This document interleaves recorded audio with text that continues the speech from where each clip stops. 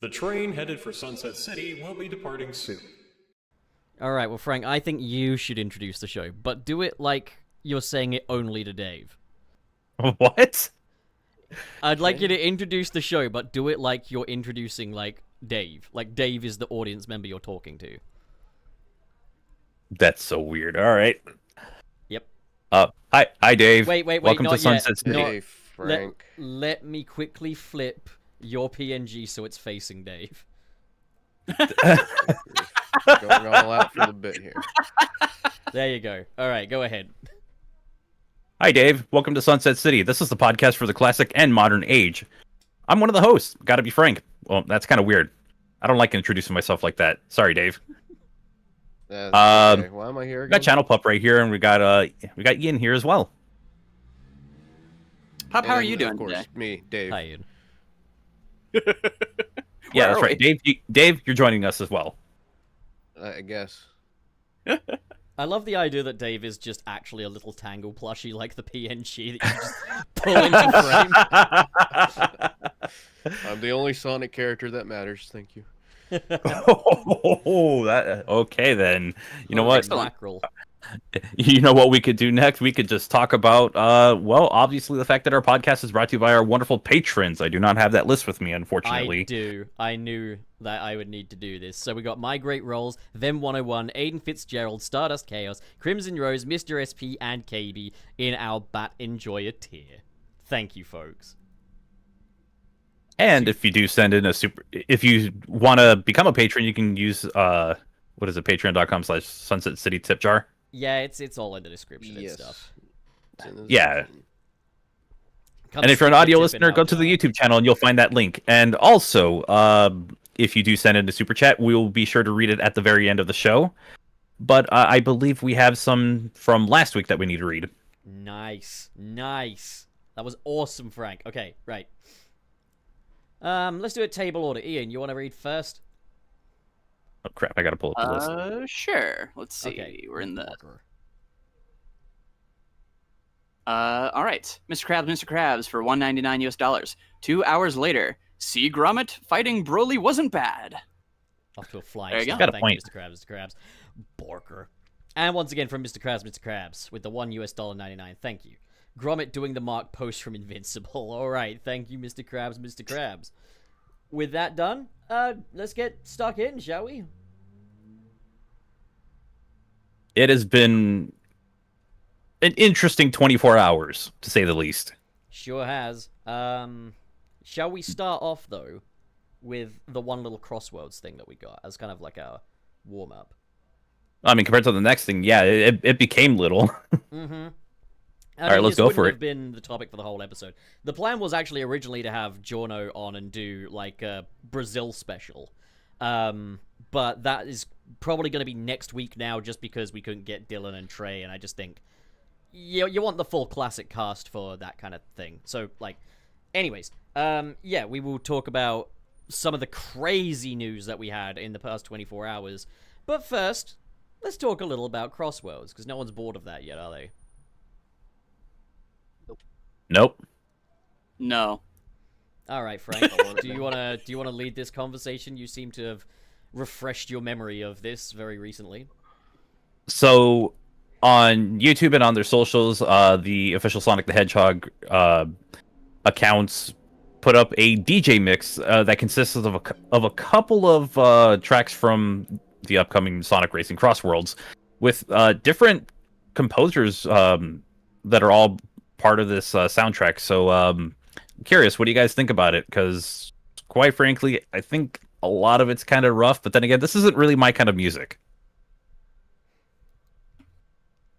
I went through an EDM stage in my late teens, so I can appreciate kind of EDM music, but not all of it.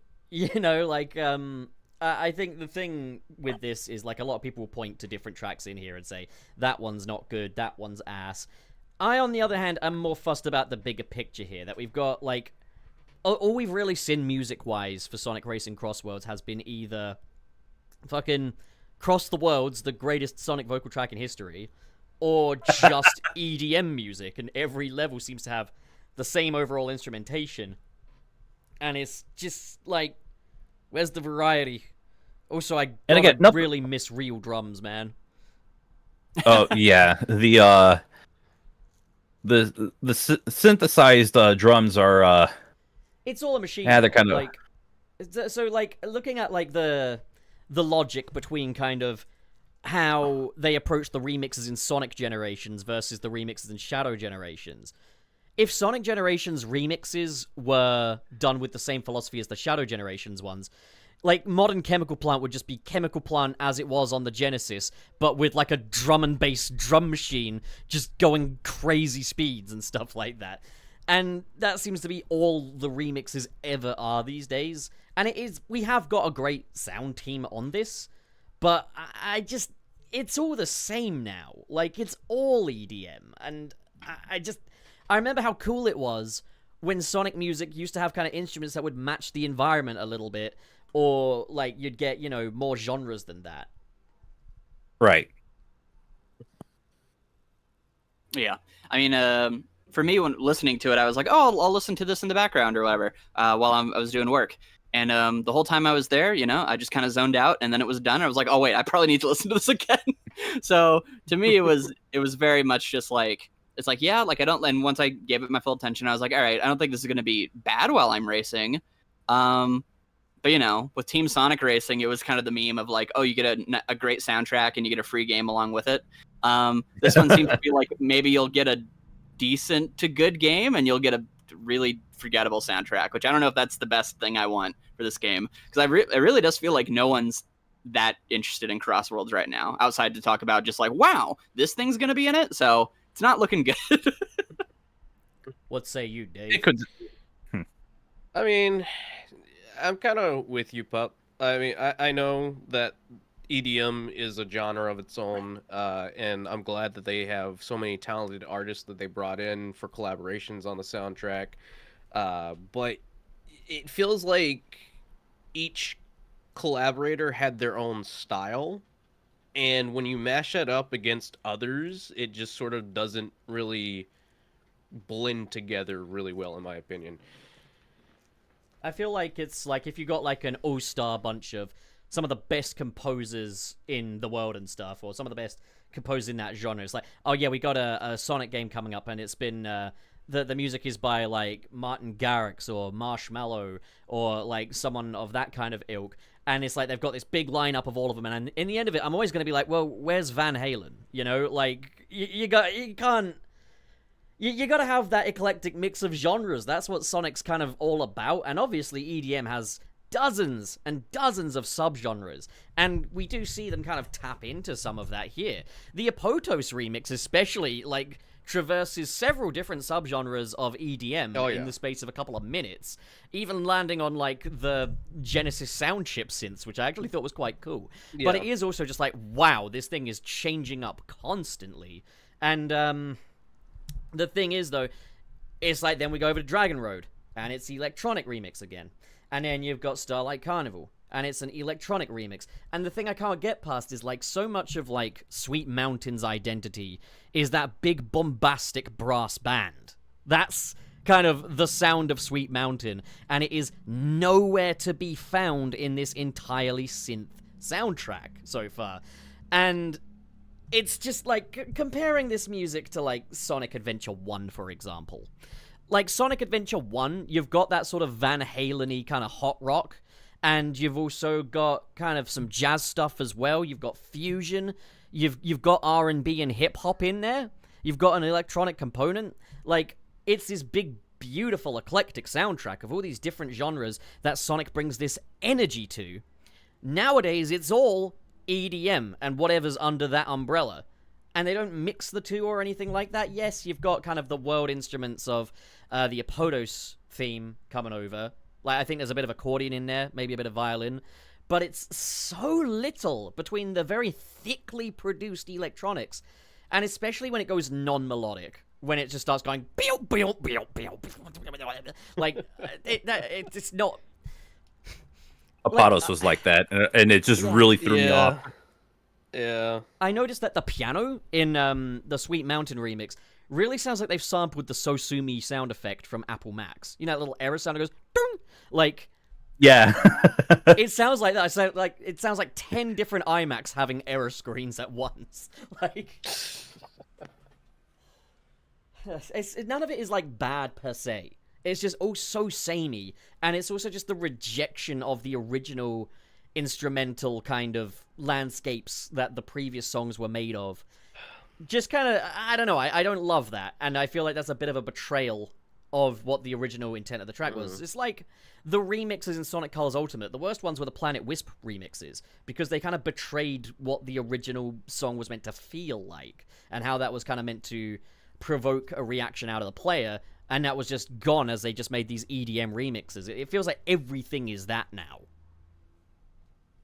Yeah, absolutely. Well, and also it just feels like with a lot of Sonic games, the one consistent thing was not only that you would get good music, you would usually get like fantastic, amazing music. Even on the side games, maybe like you have your exceptions with like maybe some of the 8-bit ones you don't really enjoy, or like Chronicles, right? And even Chronicles, once you put it to like real instrumentation, people really like that music. But with this one, I haven't really seen any excitement for it. It's kind of the worst thing you could be, which is that it's not even that it's bad. It's just kind of like, oh yeah, this will be in the game when I'm playing. It's like, well, I don't want that. I'm racing. I want to feel like a cool race, So. Yeah, and there was also just this moment where I was thinking, like, God, imagine if they used, like, Final Egg in Sonic Racing Crossworlds. How would that Final Egg track sound? You wouldn't have those clavs and that funky guitar. You wouldn't have that. We kind of got a remix for it in Team Sonic Racing, didn't we? Was it Final Egg in that one? Final Egg is in, not Final think Fortress. Final Egg got... No, but I'm pretty sure one of the levels in Team Sonic Racing had a Final Egg remix, unless I'm misremembering. That is, it was like something Arsenal, but yeah, you're right. Okay, I need to listen to that back. But I do remember liking almost all of the remixes in Team Sonic Racing, with the exception of the Wall 5 remix of Green Light Ride. The thing is, across the board, I think Green Light Ride was the weak link of that game, in terms of the music anyway. Oh, yeah. I always forget it's a Crush 40 song. Yeah, it's the weakest one, though. Like, also, even just, like, it sounds underproduced. It sounds like it was recorded in, like, a Whenever garage. anybody brings that song up, I know it's not what he's saying, but I swear to God, it's just, Google had a dog! And it's like, what Google had a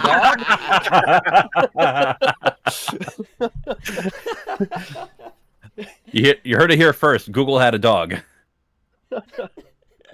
It's like when you try and sing like AC/DC Thunderstruck as well. Like you don't truly know. It's just like, watch me shake it up in there, there. You big. What's that one? Thunderstruck. What's that REM song? It's the end of the world as we know it. Yeah. Oh yeah. It's like that as well. We didn't start the fire. Like, it doesn't matter what you put in those lyrics as long as it just kind of fits, Isn't that like a Parks and Rec bit? Probably. Or one of the characters was singing that song but didn't know the actual words, so they were just making stuff up. That sounds about right for Parks and Rec. It's been like a decade since I watched Parks and Rec. Great show though. Oh yeah, fantastic. Except for season 1. Season 1 kind of sucks. You got to get past season 1 to get to the good stuff. They find their feet. Season 1 is usually quite rough with like a comedy show. Like Seinfeld didn't get good until like season 2. Yeah, it takes a while for them to find their footing. Some of them find it within the first season. Other ones, it's like season 2 is where you got to find where you get the good stuff. Nowadays, networks expect it to be perfected by the time it reaches the first season. Like, that's why there's so many cancellations. They want it to have hit its best era from the jump, basically. And how do you even tell that? Because it can still always just get better. You can start off with an amazing show and have it get better. But that's another thing, is like people often talk about like season 1 of The Simpsons is kind of rough. I actually think season 1 has some of the best stuff. It's just in a very different direction. And I think that change in direction has only made that stuff more special. Like, season 1 of The Simpsons is a dark fucking show. Oh yeah, it is. Freaking show. Bit late for that now, pup. We're sorry, Podbean. Sorry, Podbean. What were we saying though? We were talking about the many EDM remixes of Sonic Racing Crossworlds. About Google having a dog. No, but like the thing is also like dog. It's all well and good. I compare it to like Sonic Adventure 1, but Sonic Adventure 1 is, in my opinion, the best soundtrack in the series. Like, let's just compare it to other racing spin-offs then. I'd say I liked the music of Team Sonic Racing better so far than what I've heard. It's odd because, like, Sonic Racing Transformed is quite samey in terms of how it remixes things, but it still feels like it had a bit more diversity within the other instruments that it would use.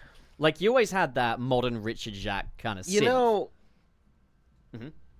something's been brought up a lot. Not meaning to cut you off, but there has been some things that I've seen people saying online in regards to the Sweet Mountain track, at least. That a lot of people are saying that this sounds like something that you would have heard in Riders, and I'm almost assuming that maybe the reason they decided to go the direction of so much EDM is because maybe they wanted to try and capture more of that Riders-esque feel, even though it's nowhere near the Riders soundtrack, in my opinion. Yeah, Riders still had a slight grungy layer to it.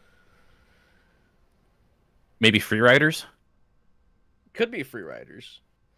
Like, because they were always very synthy, but they were always kind of more pop synth, if you get me. Like, but then you'd also have Right. a little slightly grungy layer to them as well. Like, that kind of gave it that urban vibe to it. That kind of, you know, that just, yeah, like, I'm just not massive on some of these remixes. And I'm seeing a lot of people be like, how can people say this is bad when it's by this artist? Or you don't deserve this sound team, this, that, and the other. And I'm just like, if it ain't clicking, it ain't clicking. It doesn't matter who made it. Like, it doesn't matter how talented that person is. Like, T. Lopes did a track here, but it's in that house style that they've gone for this game, and that's just a style that I don't think should have been homogenized across every single track.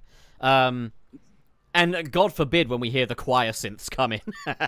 I mean, I don't know. Maybe they're not doing that, or maybe it's going to be better now, but, like... I don't know. What I I hated hear- every last lap that I raced on. Yeah. Oh, really? Yeah. What I hear when I hear those defenses I hear is, okay, Sonic shareholders, like, we're not talking to you. We're talking about people who are just playing the game. Does it really matter who's making it or all that stuff? What if it's just like, I don't know, bad and crap? Like, that's something... I can't remember who it was that asked me this. I think it might have been my buddy Dom. But, like, basically, the question is, do you think they've gone for an entirely EDM soundtrack because they're trying to go as mainstream as possible? And I think that is a possibility because, to be honest, Sonic Racing Crossworlds does look like the most we are trying to appeal to the mainstream Sonic game I've ever seen. Yeah. Like, there's a lot of flash to it. They've got Nickelodeon might be- crossovers. Okay. It's a racing I might be game. really out of touch, but is EDM still a popular genre? Now that I It's actually on don't debate. know. I think music in, like, obviously in the 2010s and late 2010s, it was kind of the predominant genre, I'd say. Nowadays, in the 2010s, music is really just like Taylor Swift and Sabrina Carpenter in terms of, like, mainstream. You got just All kind right, of those two. there's Shadows. All right, Shadow's theme is espresso, and Sonic's theme can be Shake It Off.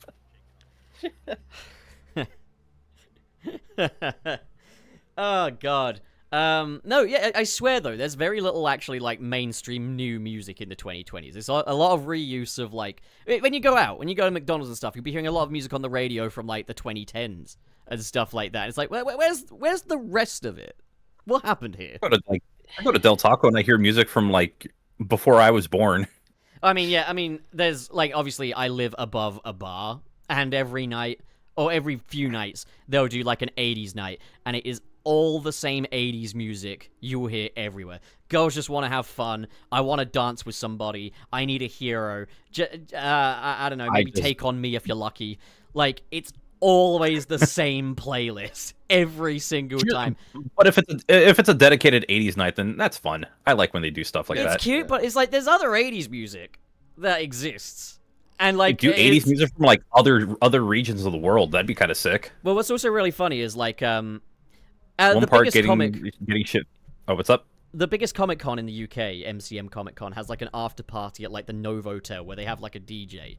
And it will start off with they'll play the Pokemon theme, and then it's right onto the 80s classics that everybody has heard everywhere. That's so weird because Pokemon is 90s. Like that's so bizarre. Yeah, no, I mean, they go to 80s because people reliably love 80s music and stuff like that. But I find it so funny. It's like, yeah, we're at a Comic Con, so we want like a bespoke playlist. Just put the Pokemon theme at the start. That'll do it. Everyone's a Pokemon fan. Everyone's a Pokemon. It's like Change step it up once in a while. Put the Digimon theme. Like, if you guys were smart, you'd put fucking Giganto boss music from Sonic Frontier and Undefeatable. That was playing when I went to the Sega pop-up shop. I was like, I just told my brother, like, hey, would you believe this is Sonic music? He's like, yeah, I could hear it. I was like, all right, cool. I do love seeing, like, people that don't know that's what Sonic music is like. They'll be like, what the fuck? Frick? What the Like, frick? he's familiar with, like, Sonic Adventure and those games, but, like, never really kept up with the series. Or didn't do what I did and just became, like, reintroduced myself to the series. But that's the thing as well. Sonic Frontiers, like, I think, you know, is considered a bit more of a shining star when it comes to soundtrack and stuff. And, like, Sonic Frontiers, I think the thing is, yeah, all of the open zones had kind of a uniform genre. And cyberspace was all EDM, and the bosses were all metal. And, like, none of that is the genres that I go to Sonic for the most. I am most a fan of, like, the hot rock and fusion jazz kind of stuff. But, like, Sonic Frontiers at least has this eclectic soundtrack. You at least have all these genres coming together, and little bits of crossover here and there when you hear electronic instruments in the open zone tracks, or when you'll hear orchestral elements make their way into, say, I'm Here, for example. You've got that symphonic metal. Like, you've got lots and lots of different genres in there, and that's what makes that soundtrack special, is because for all of those genres, you've got some great tracks. All of the open zone themes are really good. All of the EDM tracks, I think, are really good. All of the metal tracks are really freaking good. So while it might not be to my preference as Sonic Adventure 1 was, it's still an amazing soundtrack, although it does help that some of my favorite songs from Sonic are on that soundtrack. It's just overall Adventure 1 is the winner. Oh yeah, like Frontier soundtrack, when I first listened to it, I was like, this is really good. But kind of similar to Forces, where I really came around on Forces over time. Frontiers I've only learned to love more and more. Like, I think it's just super amazing. Like, talk about, like, attention to detail and just, like, where the little things are that they didn't have to do. I just love that there are 6 versions of the open zone themes for the 3 islands, and that every time you get a new Chaos Emerald or whatever, it just It's a escalates. huge body of work. I love that. Like, it's a massive body of work. I still, like, I know that there's a YouTuber called Sonic Guitars that does a lot of kind of Jun Sonoe style covers of Sonic tracks and stuff.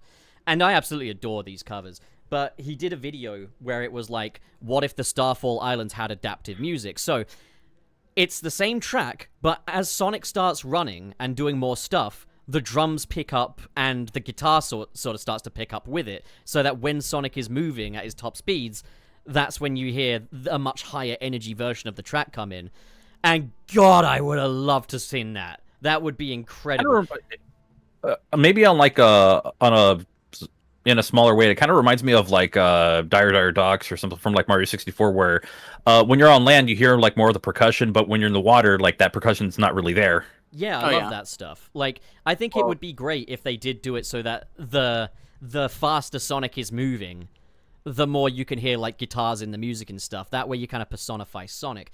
But the thing, like, with Frontiers is, like, it wasn't the first. The first game to kind of do this was Sonic Forces, where the music was much more focused on the play style than it was the environment. Well, to be fair, you had elements of that with Adventure 2, with, like, I was going to say, that's the music. Adventure 2 approach. Yeah. Sure, but, like, I feel like with those games, you still had, I guess, a bit more of the level having influence on the music as well. Whereas with Forces, it became like every modern Sonic level will have guitars and buzzsaw synth. Every Avatar level will be vocal EDM. Every classic Sonic level will be performed live on a calculator. And now it's like, obviously the evolution of that is Frontiers. When it comes to a race-to-race game, though, just racing, if you want to do like level by level again, and you don't have a bunch of different playstyles that influence kind of the sound of the music, I think you need lots of different genres in there. I think you need lots of variety. Because it's a racing game. You're not going to have, like, an open zone theme for this, are you? Unless Sega are really hiding something up their sleeve. You're not going to have Titan fights with rock tracks or anything like that in there. So I feel like every track should have its very own distinct style to it. Maybe have some overlap here and there, but still, I just think, yeah, when you're going moment to moment, you want a distinct track style. I think the game where it hurt it the most was Sonic Dream Team, because every single track in that game uses the same overall instrumentation. And you can't really tell a final level track apart from a tutorial level track. They all sound the same. No, okay. No. I think even Final Horizon slips up a little bit because, like, Final Horizon obviously has an incredible soundtrack, but like you've got new themes for Tails, Knuckles, and Amy, and they all sound kind of the same. Yeah, I still really like all those tracks though. I think they're just good on their own. But I could definitely see like, I definitely think like again, that's where Frontiers is kind of, I don't know, it's just really interesting because it's like if you gave me any of the overworld themes, like any of their versions or whatever, I could probably tell you like the first ones. But once you get to like the later ones, if you like swapped them to different islands, if I hadn't listened to them so much, I probably couldn't tell you what they go to. But that's not even because they don't sound distinct. It's just that they're all using that kind of same vibe, which is a bit of difference. But I just really think Frontier's soundtrack is just fantastic. That it just kind of overcomes that hurdle. But I like just like how like the grass islands use like a lot of piano. You've got quite a bit of sitar in the desert track, and then I don't know what the name of the instrument is on the volcano stuff, but it has kind of like a steel piano kind of sound to it. Might be wrong about that, but like you have still got like different overall texture to the music per level. Oh yeah, yeah, exactly. It's wonderful. I love that game's soundtrack. And then you have lo-fi beats with Big. Yeah, like you've got so much on that soundtrack. Surprisingly, one of my favorites. Now there is. Oh, yeah. I hate some... Big, but damn, I love that track so much.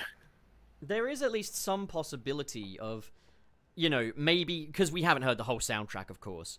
Maybe there will be a bit more variety, but right now we've heard lots of tracks. We've heard the tracks from the beta, which have been spruced up in parts. I do like the newer version of the Wonder Museum track, but like, yeah, like most of it sounds the same, and that bugs me. That I'm just gonna kind of keep looping back around to that point.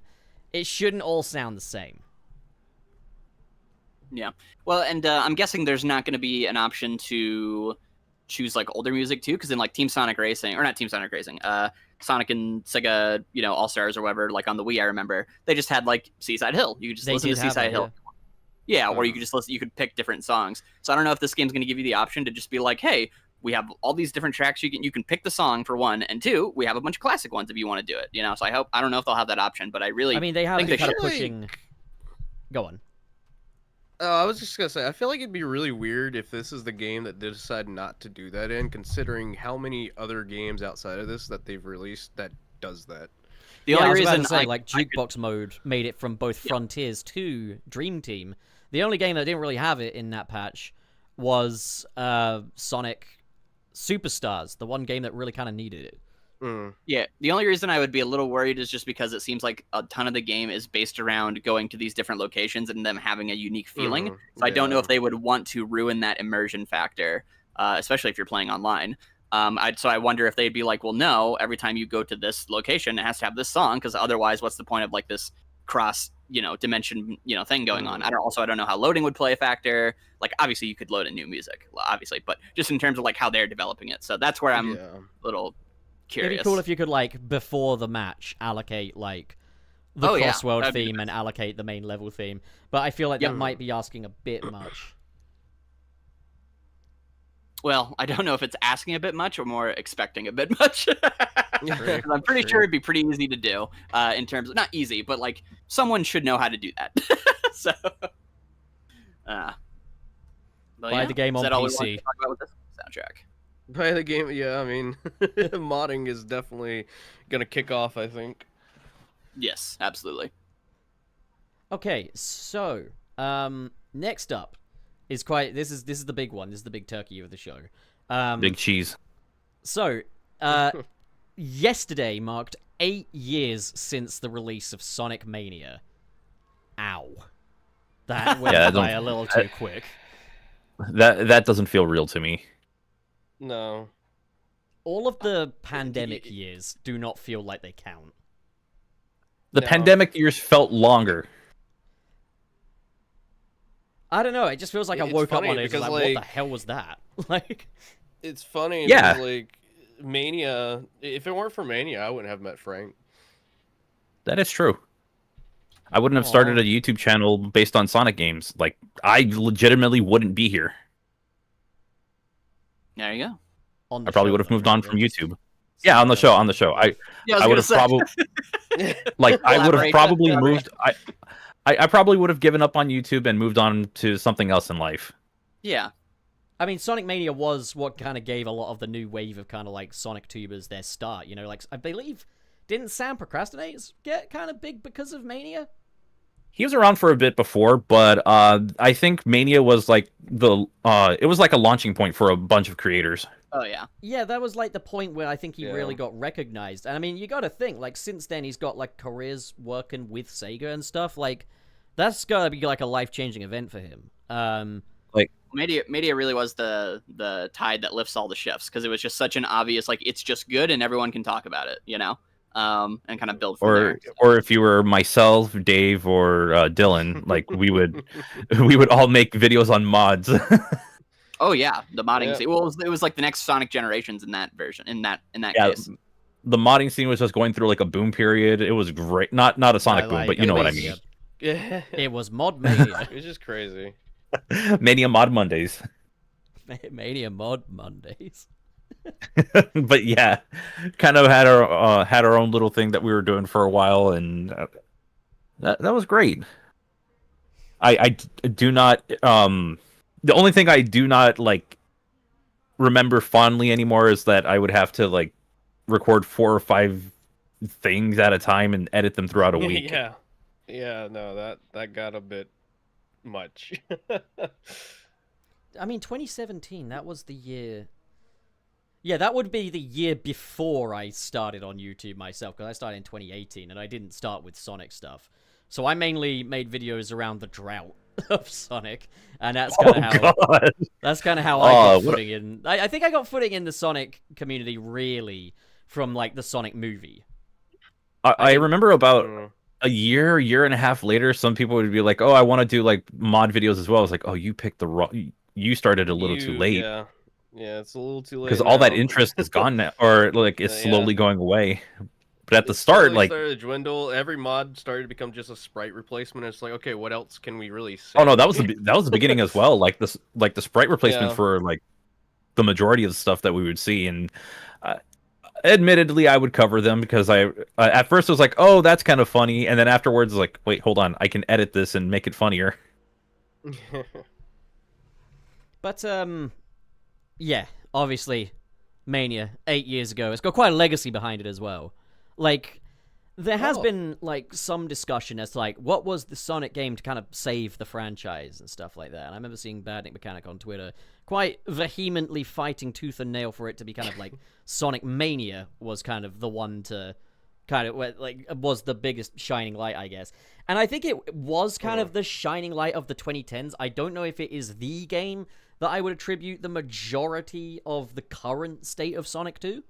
Because I feel like it wasn't even given the chance to really have a long-term effect, given by the fact that no sequel has been greenlit to it, and all we've kind of had from like that area of Sonic is a remaster of Sonic 3 and Knuckles by part of the Mania team, and then Evening Star did a tiny bit on Sonic Superstars, which obviously is meant to be kind of the spiritual successor to Mania. Yeah, I think Mania.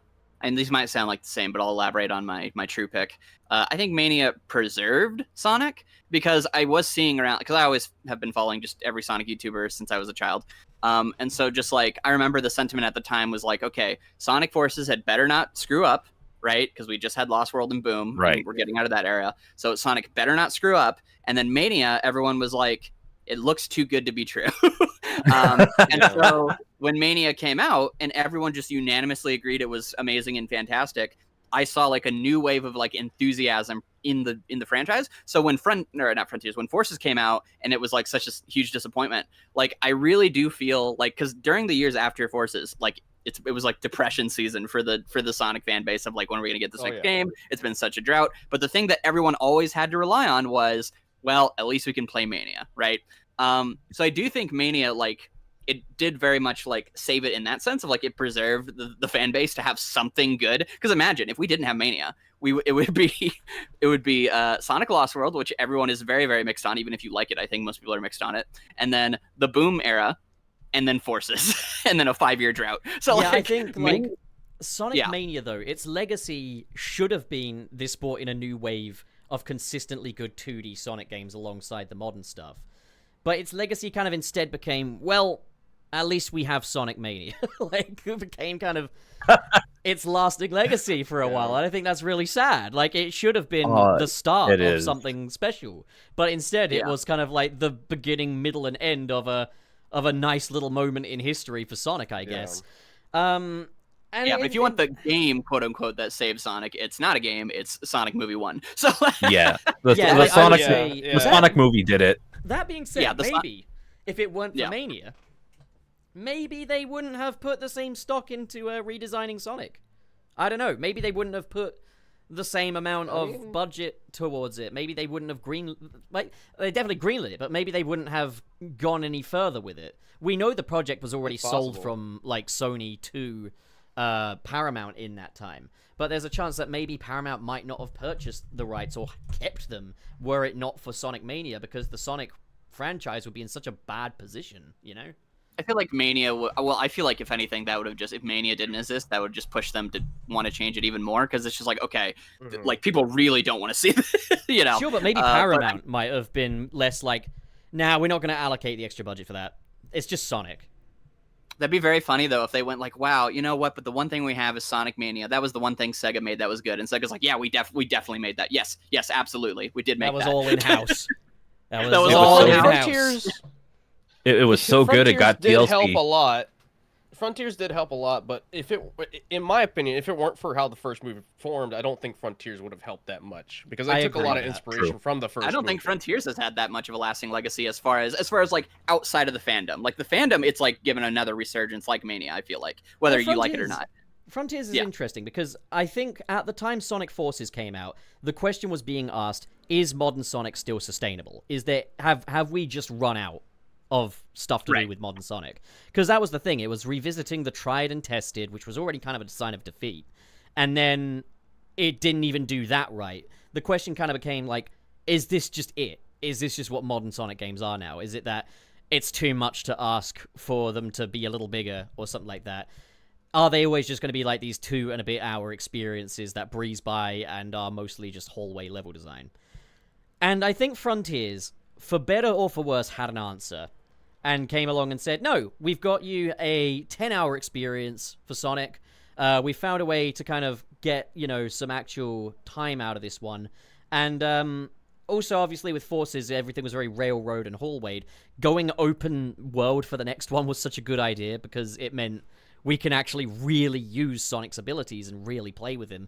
That's why I still enjoy that. But also, like, Frontiers was bolstered up by those movies. Like, a lot of people were interested in Sonic Frontiers because they saw those movies and kind of liked Sonic again. And then Frontiers got the thing it needed to get right. Like, and I know that not everyone even in this room agrees on kind of the gameplay experience of Sonic Frontiers, but I think most people that played the game had a lot of fun with it. And And now we do at least have a trajectory forward. We have a way forward now. Like, Shadow Generations revised the open zone format, made it even better.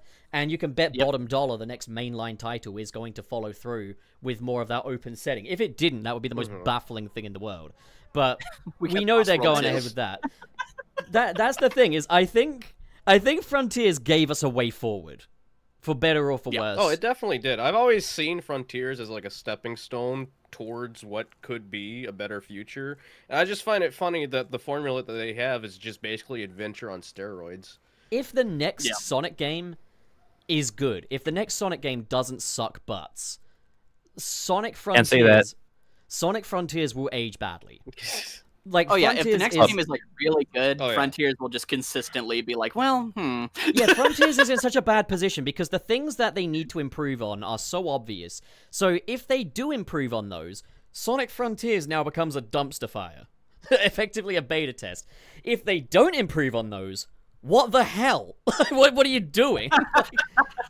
Yeah, so if anything, we're in another Sonic Forces Light situation. Like, it better be good, Sega. If you don't, The thing is, they have already fixed a lot of the problems with Frontiers in Shadow Generations' open zone. You can't trust them. If we did see Poppin return in full force, and Sky Noodles, and zones that don't look any good, it would just be like, what are you actually doing?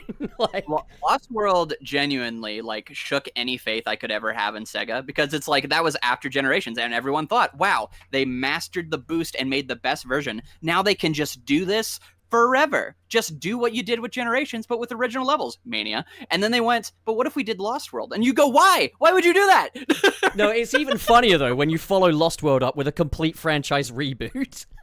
Yeah, what are you thinking? Did you think we peaked and we can leave? No. It's like They should have never. They should have never signed that contract with Nintendo. They should have Wii U. never. Oh, that Right. Nintendo contract was absolutely cancerous to the brand.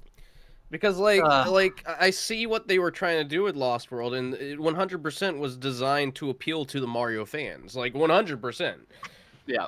The thing they forgot though is that Mario fans don't need another Mario. They've just got Mario. They should have leaned more into, hey, here's what makes Sonic different from Mario, but equally good. Yeah, but don't you love our cupola our Koopalings? Or cupolas. Like Don't you like stomping? whatever. Like, Yeah, don't you like yeah, Diet Bowser? Don't you love Zavik? I love our the- Bowser? The Zaddy Zevik. The Zaddy Zevik!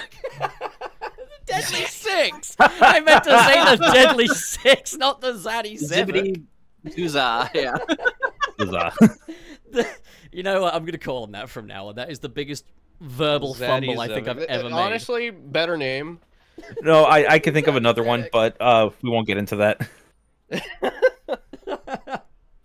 Oh boy. Oh boy. That game does have one really good joke, which is it's like, 2 words, diet and exercise. That's 3 word. Bam! Gets hit with a giant sandwich. It would have been what much it better gets. though if the sandwich made a bonk sound effect. Oh yeah, it should have made a sound effect, but we'll take what we can get. They It's should have Lost World. gone all in on the dumbass cartoon sound effects, like that little sound for the running. Like that would actually fit his figure 8 animation really well. And if Just gonna get Hanna-Barbera sound effects for the next Sonic Lost World. yeah, here's the thing: if they wanted to do Lost World, here's how they could do Lost World. Keep the level design and stuff similar. Give Sonic the most rubber hosey design he's ever had, and put Hanna-Barbera ass sound effects on it. That's how you do Sonic Lost World 2. Also intuitive gameplay, please. Yeah, which is clearly what they were kind of trying to go for with that game, where like he is way like his ball animation is like the most stretchiest it's ever been. I'd get rid of that tube level design. That tube level design just doesn't work. I feel like if you had something that was a little more, if you didn't have that tube level design, I think it would work out a little bit better. It'd be similar to like having the Legend of Zelda DLC level. Like I thought that was really cool, but then you go to the rest of the game, it's like, oh yeah, that's right. I think the worst We're thing running in about a it cylinder. is that like Sonic Lost World's core gameplay mechanic being the parkour. A, it's not really mandatory, so you don't have to learn it. But B, you can do everything in your power to learn it and still not be 100% on it. It's really unintuitive.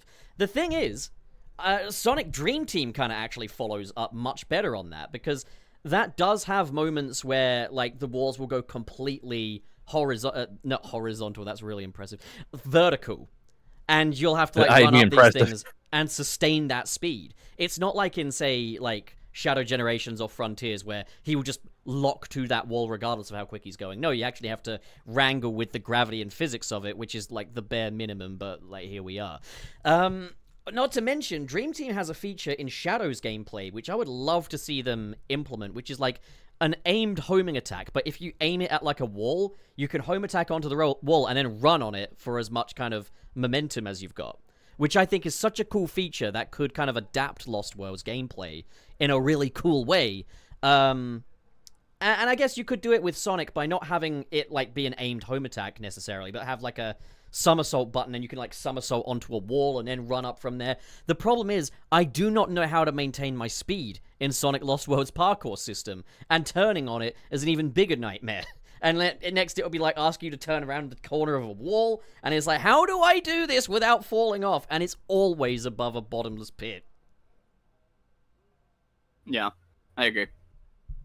Also, the Lost World 2D sections suck. There's also no inertia to the speed. Like, I know M word, I get it, momentum, and Frontiers only barely simulates momentum, but like, Lost World doesn't even try to fake it. You've got 2 speeds. You've got walking and running. I will say with I will say going back to the Frontiers thing of how it will age. Assumedly, they will go into this next game trying to refine those new mechanics they put in the Final Frontiers DLC so that they can design the levels around it, right? That's why a lot of those obstacle courses are like over bottomless pits because the actual level is not designed around it. But I will say the most fun I do have in Frontiers is always just flinging myself around, So it like we always joke that it's a beta test, but if the next game is like this refined, really cool game, the beta test is still fun to fling myself around because they probably won't be able to do that in the next game. So it's very cool in that sense, I guess.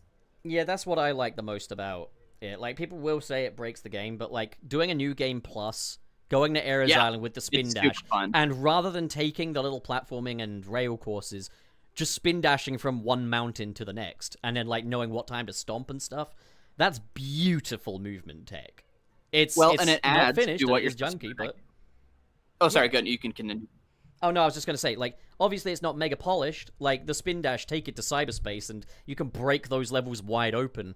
But like having fling tech like that is something I think the next game would do well to build around. And from what I understand, Mario Kishimoto really does want to aim to reintroduce momentum into Sonic's gameplay. We dipped our feet in the water with Frontiers, especially in Update 2. But I think he wants to... He's been talking about, like, removing the boost. And I'm very intrigued. I'd be very game to see them try that. Well, and if they're afraid to remove the boost because that's what people know Sonic for, again, you can put those into the space stages, right? Make them kind of like the Mach speed sections of this next game, where it's like there are specific levels where you're dashing like a maniac or whatever. Oh God. Yeah, hopefully better than that. I have an alternative idea. Make it so that you bring back power-ups again. So you got like your flame shield, water shield, and stuff. Because imagine all the open zone shenanigans you could do with the elemental shields. Like going underwater with a bubble shield, or setting a bridge on fire or something with the flame shield and stuff like that. And that opens up like a new area. How you could use them in combat, have new flame abilities and stuff. Like, so you've got the elemental shields back. But I would also say bring back the speed shoes. But the speed shoes are basically just the boost. And they give you, like, that little invincibility when running into an enemy. It's a finite amount. And so the boost is in the game just to a massively lesser capacity. It's a power-up now, rather than being a main gameplay function. I think that would be a great way forward. Yeah, I can see that being enjoyable. Heck yeah. But Sonic Mania 2, am I right? Oh, yeah. It's not happening. Sorry, it's not going to happen. Oh, you off mean track Superstars, myself, right? So, Oh, okay, God. like, one thing we know, like, from Superstars, because there were obviously a lot of interviews in the run-up to it, is that originally they wanted to have Evening Star Studio work on a follow-up to Sonic Mania in some form. It wouldn't necessarily be a Sonic Mania 2, and they were always going to go for, like, a new art style, but it was going to be, like, it's a new 2D Sonic game from the Evening Star team. So when I say Sonic Mania 2, I'm speaking purely in shorthand. I really hope it would be in a 2D art style because Superstars looks ugly. Have you seen? Wait, have you seen the images, Ian? Yes, I have. I just don't. Is that? I don't know if that was just test imagery or just more like, no, this is what it was going to look like. It's hard to say. It was obviously at an incredibly early stage, so there's no saying they would have stuck with that. But that seemed to be what they were looking at for that one. Yeah, because I remember with, like, this is going to be a weird cut, but, like, Mighty Number 9, when they were first announcing that, and they were like, here's all this, how it's going to look, and then you look at the game, and it looks nothing like that. It's like, oh, that was kind of just concept art, really, you know? It's yeah, like, oh, well. what we're looking at was never, like, a finalized build or anything like that. I think it was probably just one demo level, and that's it. I mean, for all we know, there could be a little more to it, but from my understanding, Evening Star exited the project incredibly early on, but they did supervise with, like, getting the Star Engine, which is what I believe Sonic Origins runs off of, and Mania also runs off it, but it wasn't called that at that time. It actually has been renamed to the Retro Engine because there's another studio that has something called the Star Engine. Oh, then they've renamed it back then, because it was called the Star Engine they for a brief period. Yeah, they put it back because another studio has been using an engine called the Star Engine for a while longer. Well, yeah, Evening Star assisted with translating the Retro Engine then into the 3D space with the 3D models and stuff like that. And then from there, it was Arzest and Sonic Team taking it from here, which is obviously an incredible fusion. You can't do any better than that. And yeah, so what we see is kind of what Evening Star had worked on before they exited. And let's not put any speculation in anyone's heads. They left because they wanted to pursue their own game. Now, it is the kind of thing where maybe had Sega upped what they were willing to pay them or something like that, maybe they would have stuck around. There's a lot of maybe if, but like what happened. Penny's Big Breakaway came out and we got Sonic Superstars instead. And to be honest, it's not a bad trade-off. I actually really love Penny's Big Breakaway. I think that's a fantastic game. It's a shame it underperformed for them because it's got some great movement tech. But I think the thing that probably happened was that a lot of it kind of appealed to Sonic fans. Like, a lot of the key selling points beyond what they were trying to push were it's by the people that made Sonic Mania, and it's got movement tech, which is not like Sonic, but it's a little like Sonic. And I think a lot of Sonic fans were just like, well, it's not Sonic, so I don't want to play it. And it sadly didn't get really talked about in the greater gaming sphere, which is really a shame. But, Well, yeah. So I'll ask you. I've not played the game.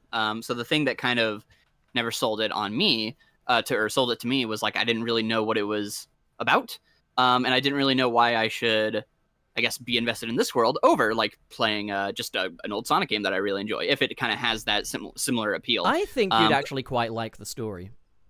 Okay. Yeah, because Yeah. I've never heard anyone say anything about the story. I don't even know if the game has cutscenes. Like, I've not seen anything. It has of it. cutscenes. The cutscenes are What it illustrated. does. Okay. Yeah, they're all What were you gonna say, illustrations. And, yeah, Frank, what were you going to say? Oh no, I was gonna say I would assume it does. I mean, yeah, it's an indie game, but it's an indie game in released 2024, right? Oh, yeah, it has cutscenes. But yeah, it takes place in a world of Macaron.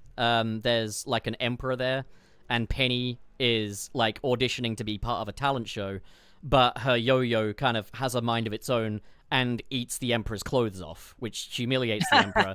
So now she's on the run from the Penguin Patrol, which are like That's funny. the emperor's like servants. So you're just running through these levels being chased after these penguin police officers, and you use like your yo-yo to like roll up and down hills and grapple onto things. Like, the movement tech of this freaking yo-yo is so in-depth. It's really cool. And then you partner that up with T. Lopes' music, and you can't really go wrong. Like, the soundtrack is incredible. Like, the soundtrack is probably one of the best parts of the game. But like, the movement tech is a lot of fun. It's kind of like, a bit of like skateboardy gameplay meets a little bit Spider-Man with how you can use the yo-yo as like a grapple, and then like you can kind of use the yo-yo like it's a motorcycle to get across like certain surfaces. It's a really fun game, really charming little world. I cannot praise it enough. I really love Penny's Big Breakaway. Awesome. So I'm never going to be like, oh, I wish we got this instead. No. I wish we got... I think the problem. Oh, Go on. go for it. I was going to say, I wish we got Mania 2 instead of Superstars. I don't wish we got it instead of Penny's Big Breakaway. Okay. Well, I think there is a good amount of gamers that would prefer to have the Sonic Mania 2, and I think that's probably why Penny's Big Breakaway didn't really do as well as I'm assuming Evening Star was expecting, or Yeah, like the from, fans of the game were expecting. And it's a huge shame because that tends to happen a lot whenever you have projects that are closely associated with Sonic, and then you try to move on to the next thing that isn't Sonic. Like, that first new project suffers. Yeah, I know that also, like, there were just a lot of, like, Sonic defensivists, like, pointing out little errors and stuff that you could get in Penny's Big Breakaway. Be like, ha, see, Sonic Superstars is the GOAT, and it's like, dude, shut up. Like, Yeah, some people just need to, like, not talk. How can you even because compare the games? yeah, they are completely different experiences. they're video games. That's all they need. The thing is, though, one of them has more the quality of Sonic Mania than the other. That's one thing. Like, Penny's Big Breakaway isn't a Sonic game, nor is it trying to be a Sonic game. But you can see, like, bits of the artistry that you would find in Sonic Mania. The, like, innovation and the world building and stuff of Sonic Mania. Like, I say world building, like, it's not through, like, a plot perspective, but, like, all of those levels felt very lived in Sonic Mania. Like, everything, even the backgrounds felt like they served some kind of utility. Whereas, like, Sonic Superstars, they don't, and in Penny's Big Breakaway, they do. As, like, the overall music is more of a match for Sonic Mania. The overall atmosphere is more of a match for Sonic Mania as well. It's, like, you know, it's kind of more the vibe of Sonic Mania, but it's not a Sonic game, so naturally, it's not like Sonic Mania. Right. Okay. Yeah, because that was the big thing with like the story and also just like the marketing is that I never really like obviously if you look at anything Sonic Adventure 2 related, people market it less around like, oh, look at these levels, and more like, look how cool Shadow is, look at the cool artwork. Like when people talk about Sonic games, they show the artwork usually, like if it's got really cool artwork, or they show like, you know, an iconic moment. I just never saw anything about that for Penny. Whereas I think a game that's kind of similar in tone from what you guys are telling me is A Hat in Time. And A Hat in Time, it would always open up its levels with these gorgeous like illustrations that were unique to those levels. And Hat Kid themselves always had like very like goofy faces or expressions. So maybe that was just something that they needed to market more of, is like, because I don't know if that's in the game. I don't know if there are like these big character moments or things that are really engaging. No, it doesn't have anything quite like that, but you do have kind of like a little journey. It's a simple story. It's simple, and the art style is simple. And I know that kind of like some of the colors they went for don't appeal to everyone. A lot of people don't think Penny's a very appealing looking platform mascot. And if I'm being completely honest, I kind of agree that, like, yeah, if you put Penny and Sonic side by side, you could see why one took off and why the other didn't. But at the same time, though, a good game's a good game as far as I'm concerned. I'm not saying it needed to be the next big mega franchise or that it ever needed to rival Sonic, but Penny's Big Breakaway deserved to be a success, in my opinion, but then again, I'm quite out of touch with the greater gaming world, you know? Like, I want different things to what other people do. I just think it was a game that already had a niche appeal, and its kind of target audience have a bit of a one-track mind, and it's kind of like, you're not gonna win those guys over, you know? Yeah, I was gonna say, like, that's the best thing about, like, well, that, in theory, should have been the best thing about, like, indie games, is that you are gonna, especially on the internet, you're gonna find people who will find that very appealing and will be really into it, and should be like enough people that would support it, but unfortunately that third part didn't happen because the developers are mostly known for their Sonic the Hedgehog projects. I think the sad thing is, and I'm saying this strictly from a business perspective, I think both Evening Star and Sega would have been better off for it if they just followed up on the Evening Star Sonic game. It would have been nice, but unfortunately it doesn't always go that way. We're now at a point where we don't even know if Classic Sonic is something they're going to do going forward. We don't know when the next Classic Sonic game is coming out. We don't know when the next They 2D Sonic might, game is coming because out. I can see them doing. I don't think Superstars killed Classic Sonic. I don't think it did either, but I also know that Sega are very timid when it comes to the slightest bit of backlash. Yeah, but the thing is that they're also driven by sales numbers, and if I believe, if I was told correctly by Trey, Superstars outsold Mania. It Superstars did sell well. I feel like they'd brag about that more. Yeah. Like, well, I mean, there's so much conflicting information. They'd brag about it, but they were disappointed with how people received the game. Like ratings wise, yeah. Oh, well, that's completely justified. Yeah, do better next time. Those I tried playing the game. I bought it day one, and I got 2 levels in because I was like, oh, I'm on a car ride. This will be great. I can beat this game, and I'm locked in. And I got 2 levels in. And I legitimately was like, my eyes were going down. I was so tired, and I put it away. I never touched it again. Wait, which game were we talking? I was so bored. Sorry, go ahead. Which game were we talking about? Oh, Superstars. Yeah. So yeah, Superstars did outsell Mania by quite a margin. So Mania sold 1 million copies worldwide. Well, over 1 million, but that's like the general ballpark. Well, the general ballpark account for 4 of them. Sonic Superstars was 2.43 million. Oh, okay. Good. So I count for 2 Superstar sales and 4 Mania sales because I bought it on Epic Game Store. Well, didn't really buy it. I'm kind of similar. I had, well, yeah, okay. I got it when it was free, but I bought the DLC for it because I have like the store credit thing from the rewards. I'm responsible for 3 sales of Mania and 2 sales of Superstars. Sadly, both of the sales of Superstars were also full price because I'm an idiot. Oh, I bought the deluxe edition on PC it was on sale. It was like $40. And then I bought the Steam version for like 10 because thank you, Best Buy. Yeah, I bought the Steam one for its release, but then I saw that the comic skins in the UK were going to be exclusive to Amazon orders. So I was like, okay, I want to get a physical copy. So I got the Nintendo Switch one. And then I looked at how the comic skin looked on the Switch and was just like, oh, freaking Christ, I made a mistake. Sega, release them again.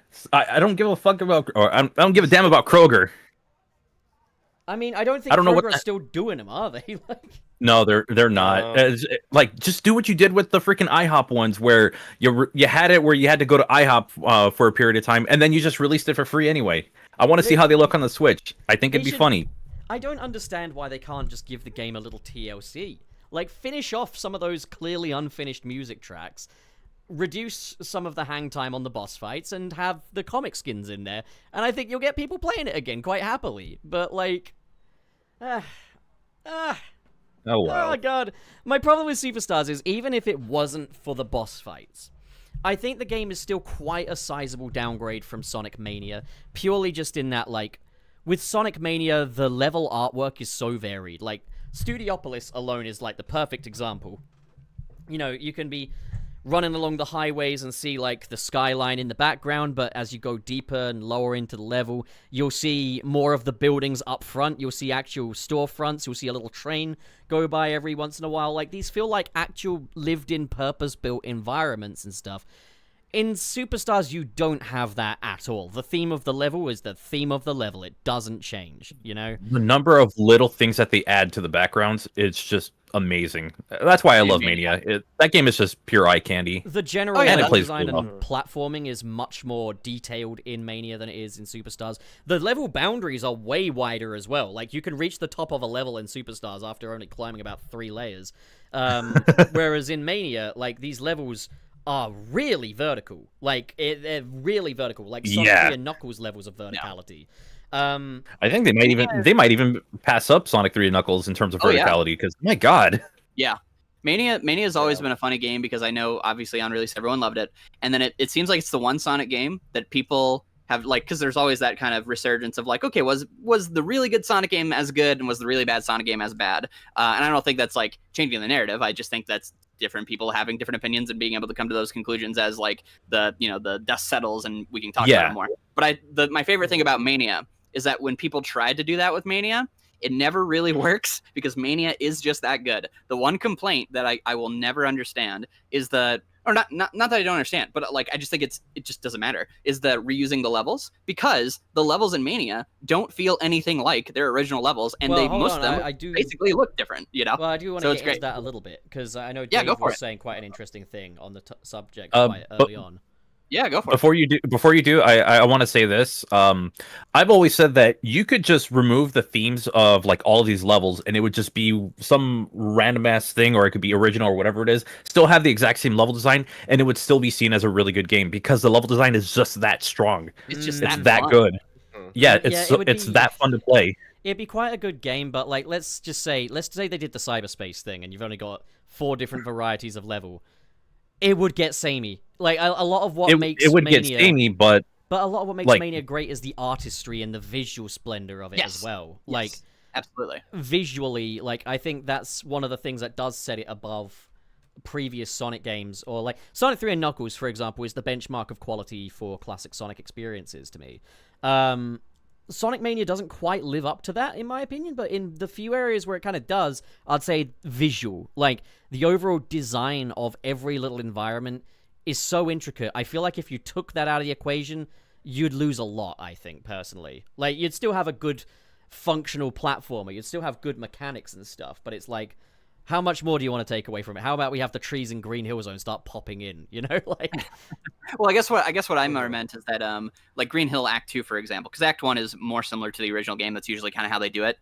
And even later on, they kind of stray away from that. But, like, Act 2 of Green Hill, to me, feels it makes that level just as unique to look at, like, visually, as when you go to Emerald Hill. And it's like, oh, Emerald Hill is just kind of like Green Hill, but they swapped a few of the color palettes around. And obviously it's got unique things like the corkscrews or whatever. But, like, when you go to Green Hill Act 2 in Mania, it just feels like a new location to me, as far as I'm concerned. Especially when you have the music and stuff. I was saying to Dave, because this was one area where he seemed to be about to make a point before we went live, was that when Superstars first dropped, I was saying that I preferred it to Mania. Oof. Mhm. And Dave, I think you were gonna throw something out there on top of that, weren't you, earlier? Oh yeah, no. So like what I was saying was like, while I know that Mania reuses a lot of stages and whatnot, in my opinion, I prefer Superstar's approach going more original. Now, while all the stages in Superstars isn't great, I still think I would have preferred having original stages over what we got with Mania, because Oh, at absolutely. the time that Mania came out, for me, it just felt like every Sonic title that came out was an anniversary title and something to celebrate the history of Sonic. And getting so many things that had Green Hill Zone, Chemical Plant, Always just in the all same these order. reused, always in the same order. It got to a point where when I was going back and replaying the game, I started to dislike it a little bit more each time. So a thing that kind of happened with me though is like all original levels was also the reason why I preferred Superstars at first. However, I was thinking Mania does a better job at renewing the old than Superstars does at being new, if that makes sense. Like Green Hill in Sonic Mania feels more like an original level than Bridge Island, really. And I think that's because the level originality in Superstars isn't really any more original than, say, Sonic 4 Episode 2, which is still more original than Sonic 4 Episode 1, good for them, but it's still not very original. It's just kind of mashing ideas up together. It's like you've got Sand Sanctuary, Sky Temple, Pinball Carnival. It's like, okay, I'm looking forward to Sonic Superstars 2, where we get Sand Temple and Sky Carnival and like let's mix some of these words around. You had Bridge Island Zone, Sky now you've Tower. got Cliff Island Zone. Cliff Island. Remember Press Factory? How about Press Ham? Okay, I should have stopped. I should have stopped at the last one. I mean, my crazy Superstars hot take is I do genuinely think it's like one of the ugliest looking Sonic games to ever be made. I think it looks hideous. Like, I do not think there's a single thing in that game that I like looking at. I think the character models are too shiny and they're like too like pudgy looking or whatever. I think like the plasticky like toy look of the environments and the backgrounds look like just so like flat. I'm looking at screenshots right now and I'm just like, people look at this and they like it, and my brain goes, I look at this and I go, what phone am I supposed to play this on from like the 2010s? It looks awful. So I genuinely think like there's no way I could ever appreciate Superstars level originality when it looks like garbage. But you know, See, that's a very big hot take. So I wouldn't go so far myself as saying it looks like garbage, but I do think it is very uninspired when compared to previous 2D Sonic games, and it does look very much like a PlayStation 3 pack-in game. Like, is kind of how I would describe. That is the perfect word for it. Yes. I mean, even down to the fact that those little custom robots look a lot like Astrobot. Like, it just feels like it's trying to target the same overall kind of vibe. But yeah, like it's all a lot simpler and less detailed than it was in Mania, which is weird because this is 3D while Mania was working within the restrictions of pixel art. So it's kind of like a little the opening backwards. animation works too. So, yeah, I mean, I still think that's like still pretty good, but like obviously it's not. But does anyone remember it? Does anyone like? Is there a moment from it you think No, about? of course Because not, I can no. think of Mania second of the Mania opening, Oh, and wait, there's no, a reason yeah, everyone easily. uses it in videos. No, so. the part I think of with the Superstars intro is how many times I try to do a swinging camera effect in 2D artwork, and it never looks good, and it always guys, looks choppy. calm down. Yeah, it's like if I were an animator and someone handed me the brief for this and said, and then the camera swings over Sonic, Tails, and Knuckles as it revolves around. I'm like, this is made for a 3D intro. Like, you can't hand draw this and not have it look choppy. Lo and behold, it's the same studio that did Sonic X, so it's like trying to hand that off to them. It's probably like, it's asking the little guy to reach the high shelf, I'd say. Like, Yeah. yeah, but I think that's the thing, is looking at Sonic Mania follow-up, Evening Star, I don't know what we'll call it. I'm just calling it Mania 2 for shorthand. It does have a much more appealing look to it, in my opinion, than Superstars did. For starters, the color palettes are not literal. Like, Superstars has very literal color palettes for everything. Rocks must be rock-colored. Whereas the rocks are kind of like an orangey, kind of purpley color and stuff like that. Kind of fitting in with the overall shading philosophy of Sonic Mania. And you've got kind of like almost like a 64-bit PC game kind of look to it, like in that it looks quite Sonic 2 HD. Like the level stuff reminds me of Sonic 2 HD, the fan project, which also absolutely beautiful. I would kill for a Sonic game that looks like that. But like it's like that, but with slight nods and references to the retro world of Sonic Mania, in that you've got ever so slightly rigid pixeling on Sonic. That could just be the resolution of the image being ass, but I think it's a deliberate decision. And then you've also got in the background, on the rock structures, you've got kind of a CRT screen strobing effect on the background.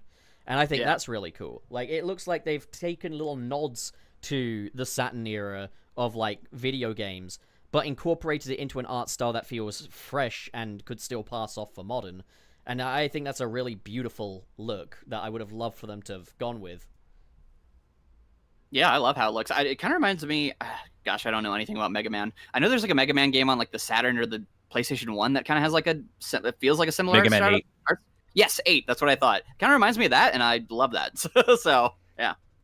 That's such a good game. Mega Man 8 art style. Let's have a look. I want to see this for myself.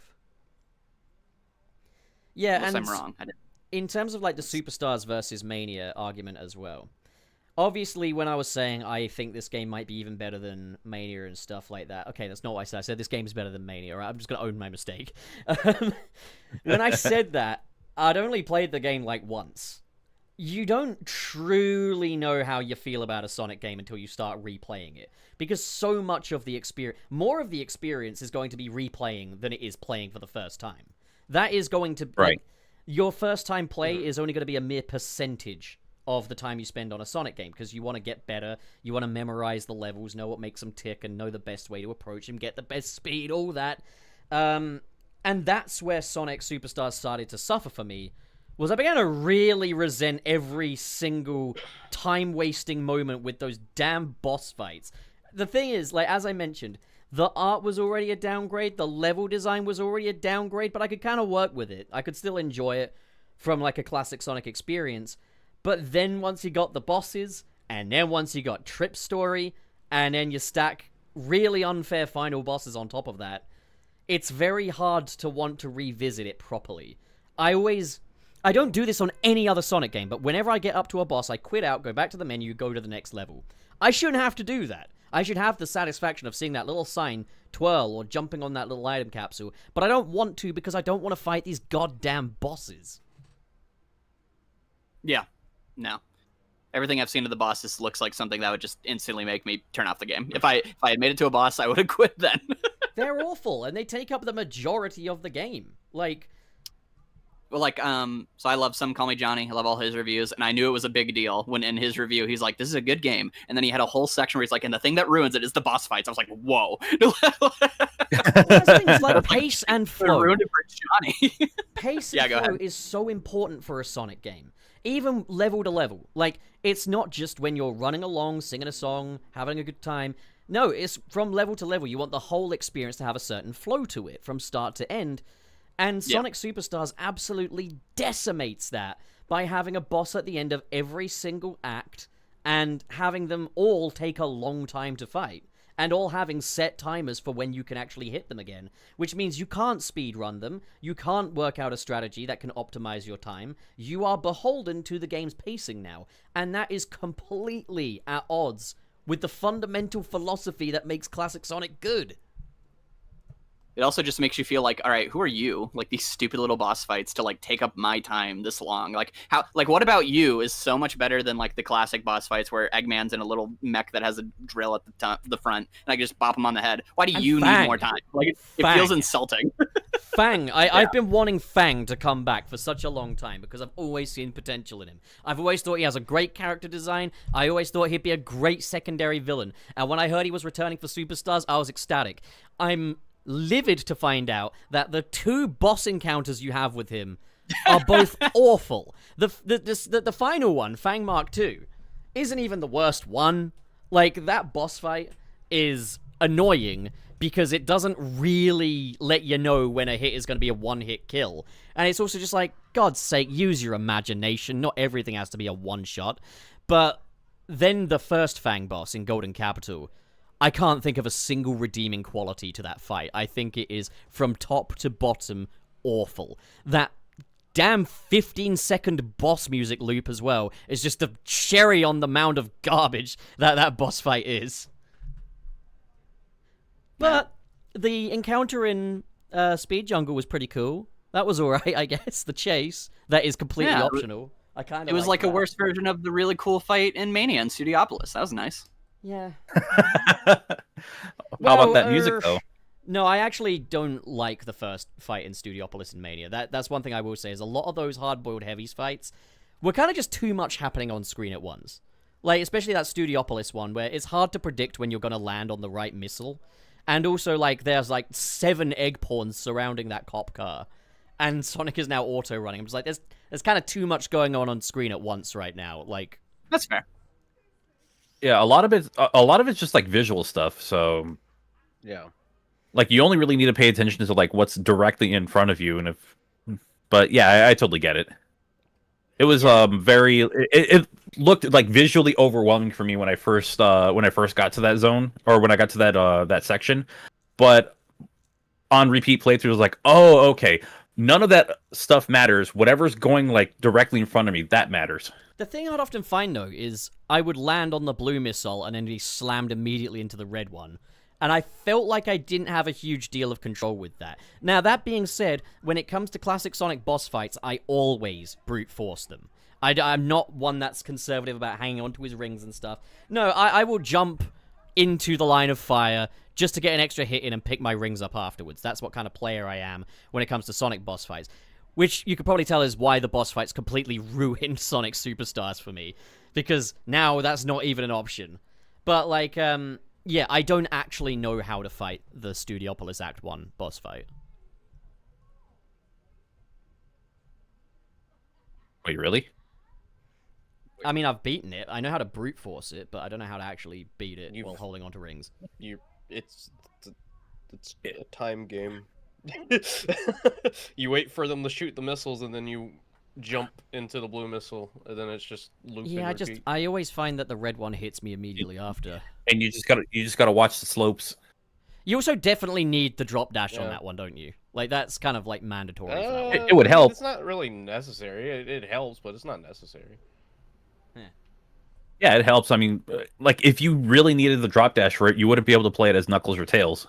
True, but because the blue missiles are usually on the ground, it's, like, quite difficult to, like, roll into it if you haven't picked up the speed already, you know? Yeah. But then if you pick up too much speed, your jump trajectory is not going to be as good. So, like... I don't know. Well, yeah. Did you guys hear the music that T-Lopes released from the Sonic Mania 2 pitch thing? I did. Thought it was pretty solid. I mean, it's a T-Lope song. Yeah, it's T-Lope, really so go wrong. If you could find a bad T-Lope song, then I would shake your hand, because that is difficult to find. Yeah, the man it's very difficult. Understands how Sonic music is just on the most fundamental level. Like, he knows The man just understands music. I mean, I will say that the song, I like the melody of it, but it reminded me a little bit of Press Garden, a little bit. I don't know what it is. It did a little bit. It reminded me of like Press Garden in it. Press Garden, and I think a little bit of Mirage Saloon, but I'd have to listen to it again just to double check. But yeah, it did remind me of a couple of other zones, a couple of other things that he's composed. Well, like, the thing I immediately kind of stood out to me was, like, the kind of wooden pipe instrument and the didgeridoo as well. Like, obviously those are very stereotypical Australian outback instruments and stuff like that. But I was also just like, hey, remember when Sonic music wasn't just oops all EDM? And when they actually kind of took advantage of the environment? Pepperidge Farm Or they use that Sega Genesis snare. Yeah, or you just Jinsenoi on a classic game. But that's another thing, I'm just like... They were clearly in some kind of music crisis when it came to Sonic Superstars. And you mean to tell me you just had some T-Lopes music just in the back you couldn't maybe repurpose? You couldn't maybe put a couple of bits around like Golden Capital, make it look a tiny bit Australian, and then justify putting that track on it? maybe that's insulting to the music. I don't know. Like, I don't know what the etiquette there is. But, like, I just think, like, man, why did we have that Sonic 4 ass soundtrack for Sonic Superstars? That makes no sense. Why was some I'm of not it Sonic too 4, but the rest certain was like... Well, I think what had happened was that, like, T-Lopes had obviously declined coming back because he was going to work on Penny's Big Breakaway, like the rest of the Evening Star team. So they were like, okay, we'll get Jun Senoue on it then. He's done 2D Sonic music before, right? Like, he knows what he's doing. Yeah, and I guess nobody showed him Sonic Mania. Like, I don't know. I guess no one just sat him down and said, so this is what classic Sonic music sounds like these days. It's such a weird thing because, like, if you take the music and recompose it a different way, the music sounds really good. Some of it. There's no fixing that boss theme. Oh yeah, no, there's no fix of the boss theme. But like, if you take some of the music, like I think you made a joke about the zone, but I forget which zone it is.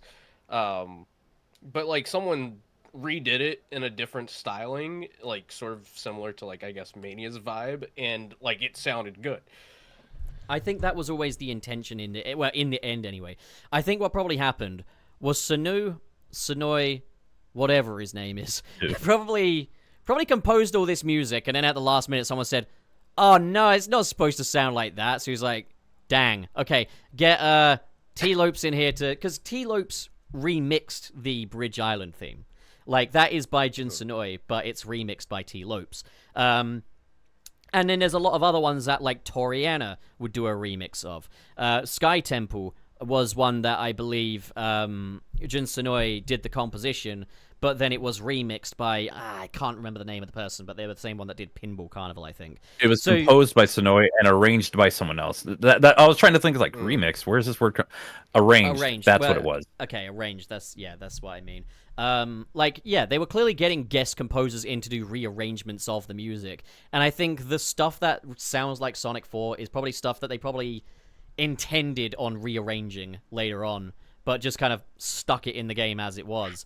And it's just amazing to me that, like, patching things exists. You know, you could always just patch in a revised version of the soundtrack, maybe even make the old one an option for people who are stupid. Free DLC. Yeah. Yeah. Well, you know, the reason they didn't do that is sadly, Jun Senoue likes Mega Man 11 did something like that, where you can have two different soundtracks for whatever kind of music you're interested in. Huh. Now if Sonic Racing Crossworlds did that, I'd have my fusion jazz covers of everything. Yeah, the situation is probably just that they made the music and they heard the response, or they didn't hear the response, and they went, "Oh, well, I think it's good," and they left it alone. They like Pinball Carnival. Ship it. The thing is, though, Game Apologist kind of said this in his video. Jun Senoue is the composer of Escape from the City. Like, he worked a lot on Live and Learn. He's done some incredible tracks. There is no way he's gonna look you in the eye and say, this is good. Yeah. I think he would. I think he likes it. Why would he make it? You don't make music like that other stuff and then stand by that stuff. I think he got those other composers in the end because he knew it wasn't sounding good. Like, well, question, why would he make Sonic 4 Episode 2, and then, like, 10 years pass and then make it again if he didn't think it was good? Because when he was doing Sonic 4 Episode 1 and 2, he was like, oh, Jesus Christ, alright, they want me on a classic Sonic game, do they? Cracks Knuckles. Alright, what sounds like a Mega Drive? Let's play that. Oh, that explains why Knuckles wasn't in it. Yeah, there you go. He cracked them. Yeah. The reason I bring this up is because I was horrified to learn when I was listening to the Sonic movie 2 commentary, where, you know, you watch those movies and there's a lot of jokes in there where you go, I see. This is for the dumb children because they think dumb children will laugh at this. Got it. That's unfortunate. I hope they would just make actually funny jokes. But clearly they just decided this line was here because they wanted to make the kids laugh. And you watch those commentaries, and I'm sorry, Ben Schwartz and who's the director? Who's the director of the Sonic movies? Jeff Fowler. They just think those jokes are funny. because the whole commentary, they will be getting to parts where it's like Sonic farting, and they'll be like, "Wow, I'm really glad we put that in there." I really felt that No, that but was the really thing funny. is, though, And they're just actually laughing about it. I'm like, no. the thing is, though, maybe that's Jeff Fowler's humor, and Ben Schwartz is kind of known for having some kind of so bad it's good improv from time to time. But Jun Senoi, like, his compositions are some of the best in the damn world. I think there's a Lifetime Achievement Award waiting for him. He's done a lot of good compositions. He should. I love his music. He led the Sonic Adventure 1 soundtrack, and it has some of the best damn music you've ever heard. You gotta think, he looked at those little low-poly scrunkly dunklies and decided, you know what? This justifies the whole kit and caboodle. Let's go all in and make the best music anyone's ever heard. You got guitars, get them out. You got saxes, you get them out. We need the most fire hip-hop beat possible for that Red Mountain part where you're inside the volcano. It's incredible. Yeah. It's beautiful. Every single bit of it is so, like, they've carefully considered the arrangement on all of it. And I think when you take a brain that freaking galaxy brain and then say, now do it on the YM27, it's going to be like shorting out. And I think that's what happened is on Sonic 4 Episode 1, the brain shorted out. Sonic 4 Episode 2 came out, and it was an improvement. Sonic 4 Episode 2's music is an improvement on Sonic 4 Episode 1's. Because in Sonic 4 Episode 1's, everything sounds like meowing. Whereas in Episode 2, it almost sounds like a Genesis now. And then I guess when Superstars came around, he's like, they're doing a Sonic 4 Episode 3, are they? But there's other things to contend with. I think time is a factor, budget's a factor. Like, and I think, these are just tiny jobs for Jun Senoi. And it's just job work. But I don't think he's going to look you in the eye and tell you that 15-second boss loop from Sonic Superstars is a good composition, because look at what else he's made. There's no way. No. There's no way. Has he made any good? Has he made any good 2D Sonic music? Because the only thing I can think of is, like, I actually like Sonic 4 Episode 1 soundtrack, but I really love his the one where he actually used real guitars and it's like a melody of like all the Splash Hill music. So like, he clearly he still had it. He's done the music for Sonic 3D Blast's Genesis version, and it's a solid soundtrack. Yeah. However, it's worth noting there is a clear difference in the philosophy with how they would use those synths back in the day. Back in the day, they were using those synths to sound like real instruments. They were getting as close as they could with it.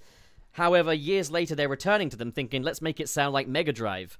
And it's a completely different philosophy. So rather than getting the carefully considered instruments, you just get a lot of meow, meow, meow, meow, meow, meow, meow, meow, meow, meow, meow, meow, meow, meow. That's true. That's true. I have never heard Sonic 4 music be described as cats meowing. Oh, you don't? That was what all I heard back in the day, is that it sounds like cats. Yeah. That's what everyone was saying. Yeah, like there was Yeah. there was that one Really? time when someone did a leak in quotation marks. Yeah. Sonic 4 Episode 2 soundtrack, and it was the Meow Mix theme put through the synths of remember Sonic that. 4. Yeah. I remember that. That was amazing. Yeah. So Sonic as 4 soon as you Internet is so nostalgic. Oh yeah, well, Oh, also that the countdown where they would just delete Sonic's friend's name, and we all got hyped for it because we tricked ourselves. My gross friend Tom. We all thought, yay, no more Sonic stupid friends. Yeah, that was literally the marketing strategy. I remember, I was there. It was amazing. Yeah, I wasn't really like going through any videos or forums or whatever like when that game was about to release, so I knew none of this stuff. Yeah, that was when Some Call Me Johnny released Sonic 3 CD and Knuckles and Knuckles. It's an amazing YouTube video. You should watch it. It is super Eggman breakdancing. Yeah. Oh boy. Any But further heck yeah. thoughts on Sonic Mania 2 and the little we've seen of it? The little first look we've got at a cancelled Sonic game we'll never get to play. No, for me anyway. I mean, I thought it looked nice. The music was really good. You know, another T-Lopes. It's like one of those like you're gonna get quality from him. Aside from that, Oh, yeah. yeah, it's kind of a shame we didn't get this, and we got Superstars, but we also got Penny's Big Breakaway. So, A win's a win. It's a win-in. Yep. However, I do think going forward, like, as much as I want to see Evening Star succeed as an indie studio, I think it would be so smart for both studios to say, hey, let's do another one. Like, come together and do another one. Like, they should do that. I think it would benefit them, and especially for Evening Star, it will probably keep them in business a lot longer. Yeah, I hope that there will be a way forward for them when it comes to them as an indie developer. But I think for now, like, yeah, if they want just a short-term win, get some more staff involved again, like, because that was the sad thing, is, like, they were hit with layoffs after Penny's Big Breakaways underperformance. And it is one of those rare stories where it wasn't just greed stuff, it was genuinely they kind of needed to do that. But it's very sad. So I'm just like, do this Sonic project, get everybody back in the studio, and you can try again, I say. But then again, I don't know anything, so I'm stupid, so don't listen to me. Alright, well, anyway. I don't think that's true, but okay. I've got all of those super chats logged down. Yeah, I don't believe that, Pup. I think you're smart. Yeah, but I think it's funny to say out loud. My brain is short-circuiting trying to detect the sarcasm. No. Because there is no sarcasm. There is no sarcasm. It knows there should be sarcasm, so it's just short-circuiting. You will accept this compliment, and you will I don't want to accept the compliment. All right, okay, from left to right then. Ian, you want to get this first one? Sure, let's do it. Borker. Samuel and Noki, $2 SA2 City Escape group sing along. And all right, here we go, guys. 3, 1, 2, 3. I'm not doing it. Woo! Oh, okay. There's no amount of money you can pay me to sing. Unless it's watch me stick it up in there. You be thunderstruck. All right, okay. Thank you for the $2. Samuel and OK. Okay, next up, Borker. Mr. Krabs, with the $1.99. Thank you, Mr. Krabs. A Jack-specific prototype Whisper figure was leaked. Dave. Yeah, I saw that. Can you send me a picture of it? I haven't seen it. Let me see if I can find it real quick. The Sonic comic collection has also come to the UK as well, as in, like, the comic figure range. So, we have Metal Virus Sonic now. I picked one up for Nick. I didn't get one myself. I got a Werehog. And he's very cool. Nice. The only problem with him is that obviously the Werehog has little spiky cleats, right? But they adhered to that. Like, as in, like, the bottom of the feet are not flat, so he's a real pain in the ass to stand. They gotta come with the included stand that you need so you can pose them just right, or so you can have them just stand up. You can't even put him on a stand. Like, he's got foot peg holes. It's in the back rooms, Pup. Thank you. But any kind of stand you try and get him on is going to be interfered with by his cleats. Oh, there she is. Did they ever do Tangle? Tangle, I believe, like, got, like, launched in Canada and then, like, they stopped printing it. I don't know what the story is about with that. I know there's, like, a few people that actually own the Tangle figure, but I've never seen it in stores or people reporting that it's in stores. I'm going to take a quick look on Google Images. It does exist. That's crazy. That's crazy. That's just never emerged anywhere else. Wow. Okay. All right. Let's do that next super chat. Frankenborger. Drono with the 5 Brazilian reals. Crossworld got Wonder Museum alone.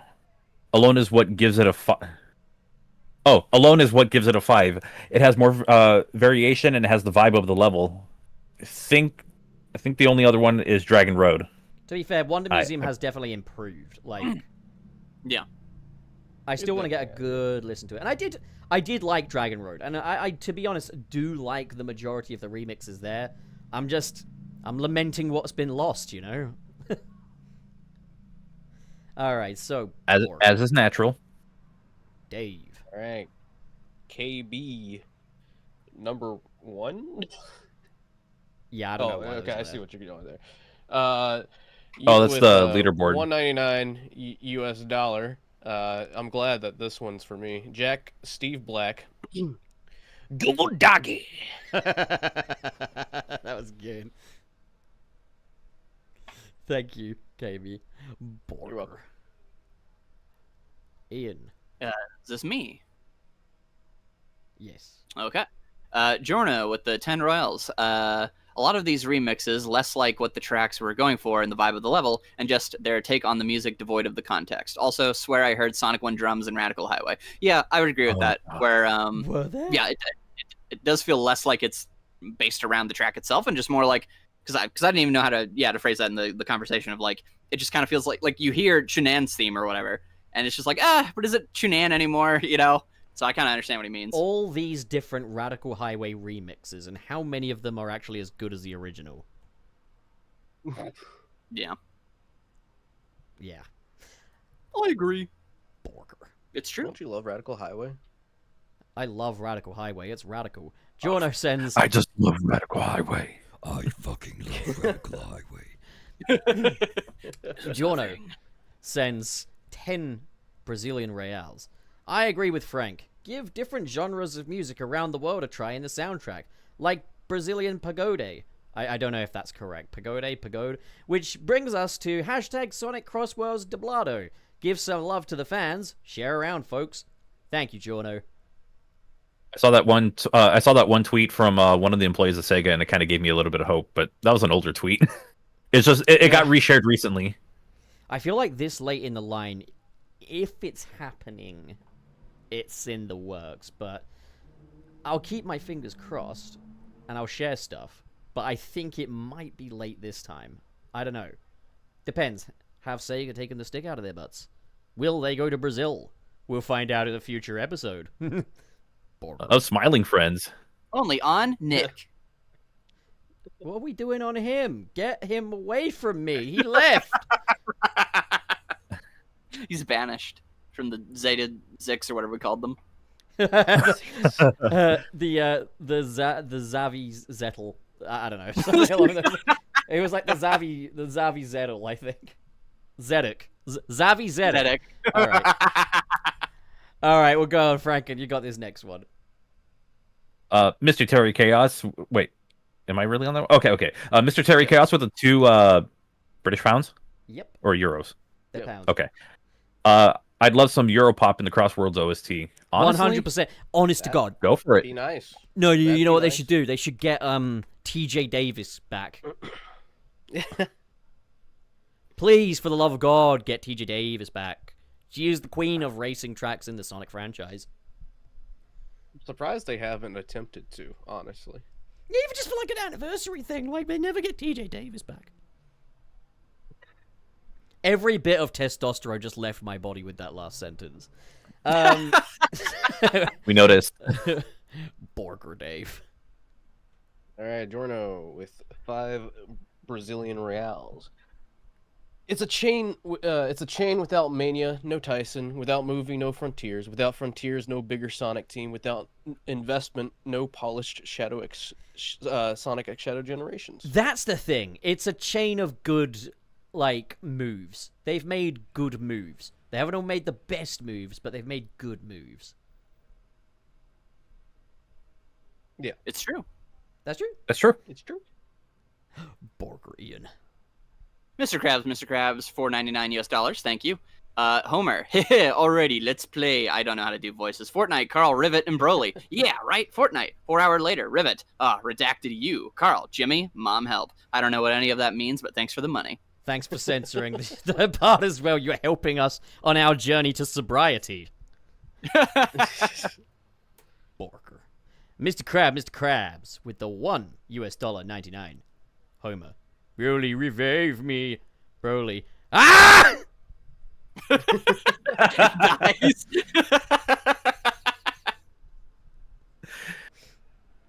Borger Franken, thank you, Mr. Krabs. Mr. It's Krabs. funny because it sounds funnier through Discord because he's just It just cuts like he out, kind of gets doesn't it? taken away. Yeah, it just cut out. Yeah, Like he just dies. yeah, no. Mr. Krabs with the $1.99 US. Also it is Shadow Time Saturday. I don't know why that really messed me up. Thank you, Mr. Krabs. Mr. Krabs. We're going to let Gotta Be Frank recover real quick and let Dave read the next one. Borger. I ain't recovering that easily. All right, KB with the $9.99 US. Thank you. Weird how the main Sonic canon never had an Australian location. Reboot Archie and Downuda, and post reboot Archie had Trelios, Trelios? Sure. Tralius, I'd imagine.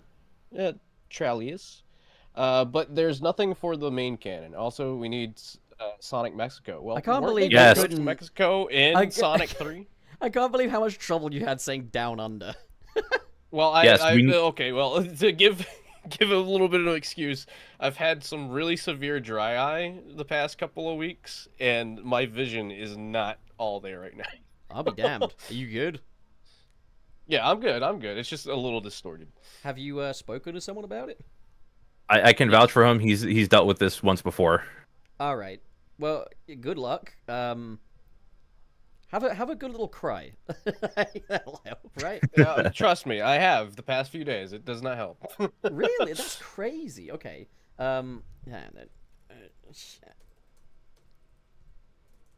Just typing out the. Yep, there we go. Don't know why that was so challenging for me, but there we go.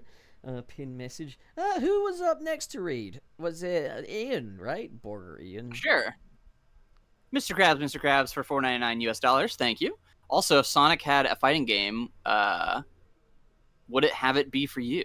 But for me, I don't know what it'd be for you. But for me, I want something similar to Kinnikuman Muscle Fight, Grand Prix 1, 2, and SF. I mean, a Sonic fighting game that's just like, I don't know, Fighter Z, like, that's what I would want. Something I really want is for them to have character battles in the Sonic Frontiers follow-up. Like, have a Sonic versus, like, Blaze fight or whatever, and, like, they have similar moves to what Sonic does, and they're like the Frontiers moves, but, like, if you chain combos together, you get more, like, damage done. You know, like a normal fighting game rather than what Frontiers did. Like, Yeah, and you can do those cool animations. But imagine, like, a Sonic versus Metal Sonic fight in the style of, like, a Frontiers battle. Like, have it be, like, a very prolonged version of the Shinobi fight, effectively, from Frontiers. That would be sweet. Also, stop making Knuckles the easiest character to put down. Like, Sonic the Fighters did this. Knuckles is the first guy you fight, and he's the easiest. Like, why would he be? He's Knuckles, the fighting freak. Why would he go down so easily? Make it make sense. Frank, make it make sense.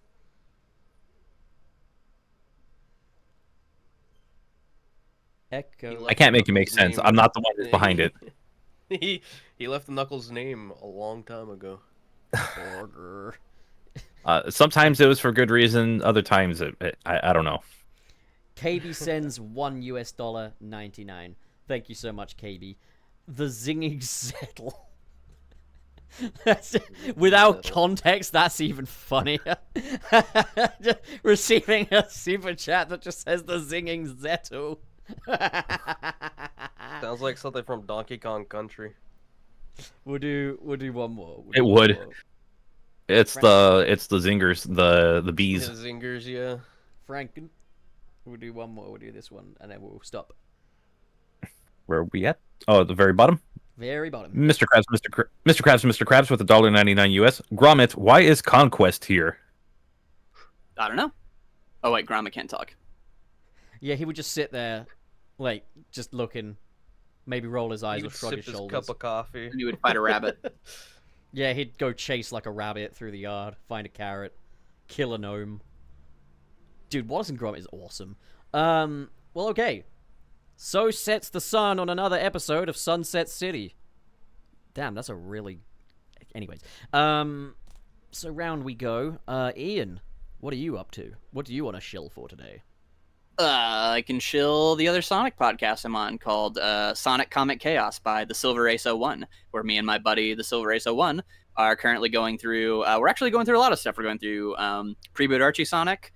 We're in the Flynn era now, and we're also catching up on IDW, because he's still catching up on that. And then we'll just kind of throw in a random pre and Flynn story here and there. We're basically just going to cover all the Sonic comics, so it's going to go on forever. So check that out. It's a really, really good podcast. Ian, Thanks I for having me. told you about shilling for the rival podcasts on our show.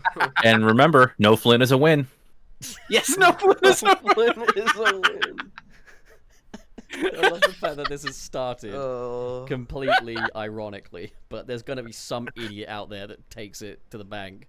But speaking of, so I should post a picture on Twitter then. you know what? You do what you need to If do. you want to This start could, the controversy, you go for it. you know what? This could be a great promotional opportunity. So You know go what? for 8 it. years. 8 years. It's about time I had my own controversy. Yeah, Exactly. you can send it to Flynn. See what he thinks. Well, Oh, anyway, I would Frank, feel so bad if that gets to him. what? No Flynn is a win. Frank, what are you shilling today? I am working on a challenge video, and you know what? The 8th anniversary has kind of come up, so I'll just say it. It's on Sonic Mania. I'm finally doing the damn video that people wanted me to work on for years. Yeah. It's finally happening. I'm taking my time with editing it because I also deal with carpal tunnel, so that's fun. And my wrist was absolutely killing me yesterday. Everybody So, has such health issues lately. Gosh. It's all in the wrist It's and part hand of and getting fingers. old, pup. No, I don't accept this. Part of getting swole. I am the most powerful man on planet Earth. But you haven't consumed lettuce yet. I don't believe this. I will be soon. I know. But that means he believes it's possible. Anything is possible Huh. when you have kung fu. Yes. That is I've true. got that pre-lettuce anticipatory glow about me. I'm just in a good mood just thinking about it. There must be a name for that. There must be a name. Oh, I'm sure there is. It's like your brain is priming itself, you know. But okay, Dave, what about you? What are you up to? Nothing I would have said would have been appropriate. So let's just move on. Dave, what you got? I'm not really doing much. Every now and then I'll stream some Rumble to, I guess, keep that fire going for whenever that game comes out. But other than that, I've just been, taking it easy, thinking about other things, other games that are coming out. I've been really wanting to do a video on Sonic Blitz, but I just feel like there's still not enough content in that game to really dive into it and really talk about it. Man is the mobile game master when it comes to Sonic. I guess so. Yeah. What about you, pup? Yeah. So today I got a video out about the Mania 2 stuff. It's kind of redundant now, now that you're here and after you've watched this. But why not check it out anyway? Out of support. Help me pay my bills. But I put up a video yesterday about Peacemaker Season 2 as well, and kind of how that's going to tie two iterations of the DCU together. But it's not the way you think. And I think it's going to be very cool. Way cooler than what you're thinking it's going to be. And I have got my Superman retrospective coming up soon, but obviously I'm having to re-edit it after I lost 19 minutes of edited footage. So that's painful. Isn't that great when you lose large chunks of videos? Yeah. Yeah, it's great. It's an hour-long Don't you video, love and I being a lost content 19 creator? minutes of it. Been there before. Had a 45 or 55 minute. I never got around to finishing it. It was a Mega Man video, and I lost about 10 or 15 minutes, and I just you know what? I'm just gonna put this away. Obviously, as well, audience, keep an eye out for whatever our boy Garrulous64 is up to. He'll probably stream something fun at some point. And Trey, he's got lots of stuff in the works, which will materialize eventually. I believe we got an ETA of this lifetime. We got an ETA. Sometime sorry, Trey. before the heat death of the universe. Yeah, sometime before then. It's going to be worth the wait, I'm sure. I'm genuinely yeah. sure it will be worth the wait. I'm not even being sarcastic there. I Yeah, always yeah. sound sarcastic, but I just yeah. All right, well, It's just he can't help it. It's just who he is. I'm It's British. just how I look. It's part of his culture. It's the London look. I like it. You want to go? No.